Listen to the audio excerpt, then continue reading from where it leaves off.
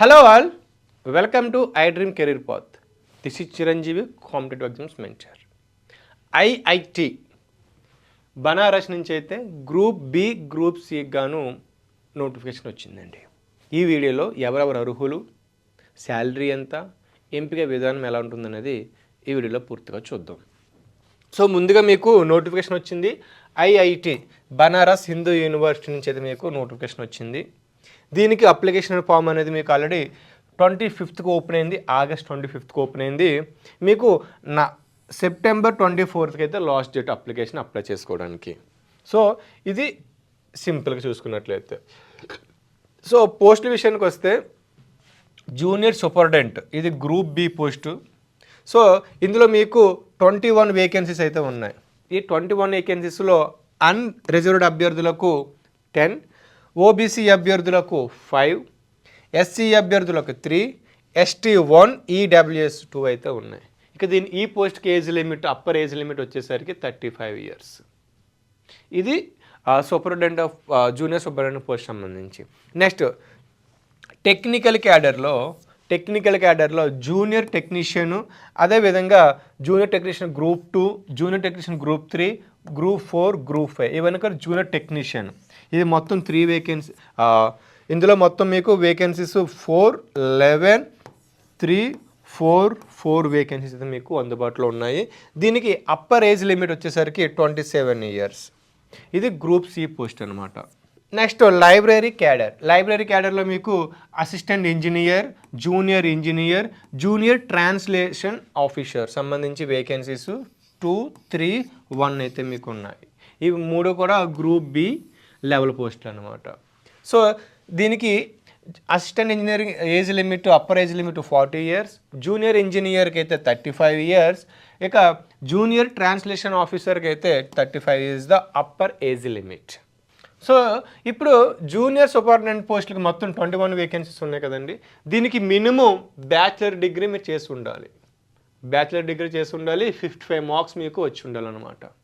So ఇది మీకు compulsory ఉండాల్సిన అవసరం అయితే ఉంది. ఓకేనా. ఇక నెక్స్ట్ జూనియర్ టెక్నీషియన్ గ్రూప్ 1కి అయితే మీకు బ్యాచిలర్ డిగ్రీ విత్ 55 మార్క్స్ అయితే మీకు ఉండాలి. దీంతోపాటు మీకు కంప్యూటర్స్ ఆఫీస్ అప్లికేషన్స్ అంటే ఎంఎస్ ఆఫీస్ మీకు ఐడియా అయితే ఉండాలి.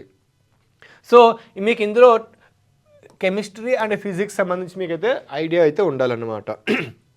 నెక్స్ట్ జూనియర్ టెక్నీషియన్ ఏదైతే 11 వేకెన్సీస్ ఉన్నాయి గ్రూప్ 2లో, దీనికి మీకు సంబంధించి బ్యాచిలర్ డిగ్రీ మీకు ఈ బీటెక్లో మీరు mechanical are metrological, ceramic are material science అయితే మీరు చేసి ఉండాలి. బీటెక్ వాళ్ళు దీనికి ఎలిజిబుల్ అవుతున్నారు.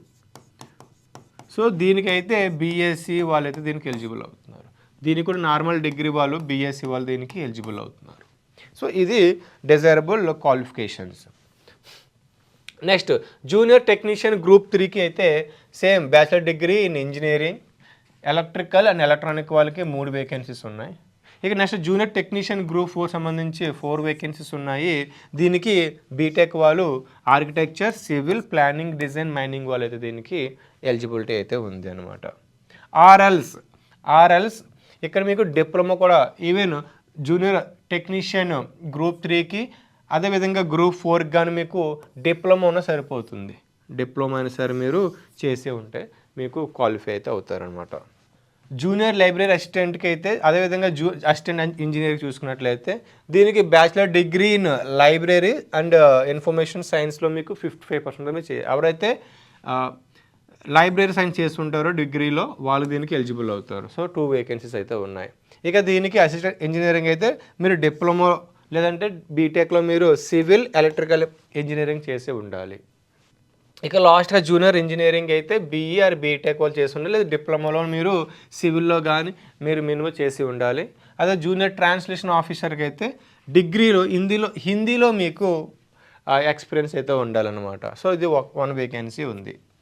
సో చూడండి క్లియర్గా గ్రూప్ బి పోస్టులకి ఎవరైతే ఎస్సీ, ఎస్టీ, పీడబ్ల్యూ వాళ్ళు కాకుండా ఎవరైతే ఉంటారో వాళ్ళందరూ కూడా మీకు ఫీజు అనేది లేదనమాట. ఓకేనా. నెక్స్ట్ గ్రూప్ సి పోస్టులకి అయితే ఎవరైతే ఎస్సీ, ఎస్టీ వీళ్ళు కూడా మీకు ఫీజు అనేది ఉండదు, కానీ రిమైనింగ్ వాళ్ళకి 500 రూపీస్ ఉంటుంది. ఇక్కడ గ్రూప్ సి పోస్టులకి అయితే 250 రూపీస్ అయితే ఉంటుంది, అంటే జనరల్ పీపుల్కి. ఇక నెక్స్ట్ ఎంపిక విధానం ఎలా ఉంటుందంటే, ఎంపిక విధానం అనేది మీకు స్క్రీనింగ్ టెస్ట్ పెడతారండి, ఆ రిటన్ ఎగ్జామ్ పెడతారు. ఆ తర్వాత మీకు పోస్ట్ బట్టి గ్రూప్ డిస్కషన్స్ లేదంటే ఇంటర్వ్యూ కూడా పెట్టడానికి అవకాశం ఉంది. కాబట్టి మీరు చూడండి, ప్రింట్అవుట్ తీసుకొని దాంతోపాటు మీరు సెల్ఫ్ అటెస్ట్ చేసి దానికి సంబంధించిన డాక్యుమెంట్స్ మీరు అటాచ్ చేసి ఏదైతే మీరు ఆన్లైన్లో మీరు మెన్షన్ చేశారో అవి అప్లై చేసారో ఏదైతే మీరు సర్టిఫికేట్స్ ఇచ్చారో అవన్నీ కూడా employer and cadre controlling authority as per దీనికి సంబంధించి రిజిస్టర్ ఐఐటి దీనికైతే మీరు తీసుకెళ్ళాలన్నమాట. సో ఈ తర్వాత మీకు ఇంటర్వ్యూ ఉండొచ్చు, లేదంటే ఎగ్జామ్ కూడా ఉండొచ్చు. సో ఫర్దర్గా మీకు ఆ వెబ్సైట్లో మీకు అప్డేట్ వస్తుంటుంది. కాబట్టి ఎవరైతే BTech, diploma, degree or library science చేస్తుంటారో వాళ్ళకి ఇది ఒక గుడ్ న్యూస్ అని చెప్పవచ్చు. సో దీనికి అప్లై చేసుకోవడానికి 25th స్టార్ట్ అయింది. ఇక 24th September is the last date కాబట్టి మీరు అప్లై చేసుకోండి. So thank you all. ఈ వీడియో నచ్చినట్లయితే లైక్ చేసి షేర్ చేయండి.